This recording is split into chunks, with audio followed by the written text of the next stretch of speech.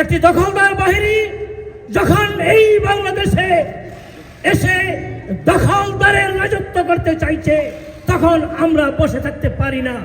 আপনারা অনেকেই জানেন যে সেখানে তালিকা করা হয়েছে যে লেখক, বুদ্ধিজীবী, কবি, সাহিত্যিক যারা বাংলাদেশে গিয়ে নামবে তাদেরকে জেলে ঢুকানো হবে। এটা কি কোনো মানবতাবাদ এবং যিনি শান্তিতে নোবেল পেয়েছেন তার সেই ভাষ্য হতে পারে?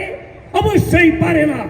সুধীবৃন্দ, আজ ঢাকায় রিপোর্ট এসেছে যে 136 জন সমন্বয়ক যারা ছিল তাদের মধ্যে 108 জন হচ্ছে জামাত শিবিরের।